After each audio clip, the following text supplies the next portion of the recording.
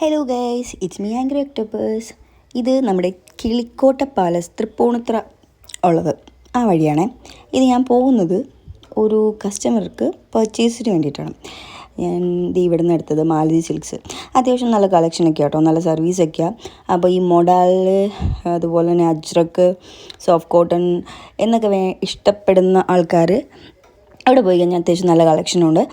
ഇവരുടെ റീൽസൊക്കെ ഭയങ്കര ട്രെൻഡിങ് ആണ്, ഭയങ്കര തിരക്കാണ്. പക്ഷെ ഞാൻ രാവിലെ ചെന്നുകൊണ്ട് എനിക്ക് അത്രയ്ക്ക് തിരക്കൊന്നുമില്ലാണ്ട് വളരെ പെട്ടെന്ന് എടുക്കാൻ പറ്റി. ഞാൻ കുറച്ച് മെറ്റീരിയൽസൊക്കെ നോക്കി എൻ്റെ കസ്റ്റമർക്ക് ഞാൻ വാട്സപ്പൊക്കെ ചെയ്ത് കൊടുത്തു. അങ്ങനെ എടുത്ത മെറ്റീരിയലാണിത്. നമ്മൾ ഷോപ്പിൽ വന്ന് കട്ട് ചെയ്തു, പിന്നെ അത് സ്റ്റിച്ചിങ്ങിൻ്റെ പരിപാടിയൊക്കെ നോക്കി.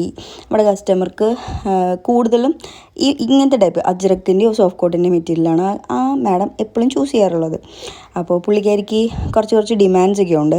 അതായത് വീനെക്ക് വേണം, ഓവർലാപ്പായിരിക്കണം, പിന്നെ കഴുത്തധികം ഇറങ്ങരുത്, അങ്ങനെ കുറച്ച് ഡിമാൻഡ്സും കാര്യങ്ങളൊക്കെ ഉള്ളതാണ്.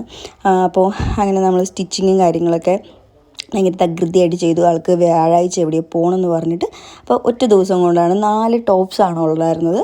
അപ്പോൾ അതിൽ നമ്മൾ വേഗം സ്റ്റിച്ചിങ്ങൊക്കെ തീർത്തു, ലോക്കിങ്ങൊക്കെ നല്ല തീർത്തു, നല്ല ഫിനിഷിങ്ങിലാക്കി, നല്ല പാക്കാക്കി സെറ്റാക്കിയിട്ട് കൊണ്ട് കൊടുക്കാനാണ് പ്ലാൻ. അപ്പോൾ എന്താണെന്ന് വെച്ച് കഴിഞ്ഞാൽ നമുക്ക് ഡെലിവറിയും കൂടെ ഉണ്ട്. നമ്മൾ എന്താ പറയുക, പർച്ചേസ് ചെയ്ത് സ്റ്റിച്ച് ചെയ്ത് ഡെലിവറി ചെയ്ത് കൊടുക്കും. നമ്മളിപ്പോൾ എറണാകുളം ബേസ്ഡ് ആയിട്ടാണ് ചെയ്യുന്നത്.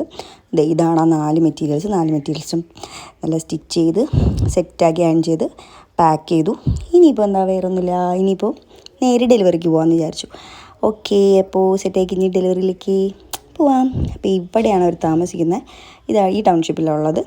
നേരെ ഞാൻ മാഡത്തിൻ്റെ അടുത്ത് പോയി അവിടെ കൊടുക്കണം. അപ്പോൾ രാവിലെ വർക്കൊക്കെ തുടങ്ങിയിട്ട് തലേ ദിവസം തുടങ്ങിയ വർക്കാണെങ്കിൽ കൂടി തീർന്നപ്പോൾ ഒരു സമയമായി. അപ്പോൾ ഒന്നും കഴിക്കാണ്ട് പോകുന്നതുകൊണ്ട് അപ്പോൾ ഞാൻ വിചാരിച്ചു എന്തെങ്കിലും കഴിക്കുക. തന്നെ 2:30 അപ്പോൾ ഇവർ നമ്മളുടെ കാക്കനാട് ചിറ്റേത്തുകരയിലുള്ള ഷോപ്പാണിത്.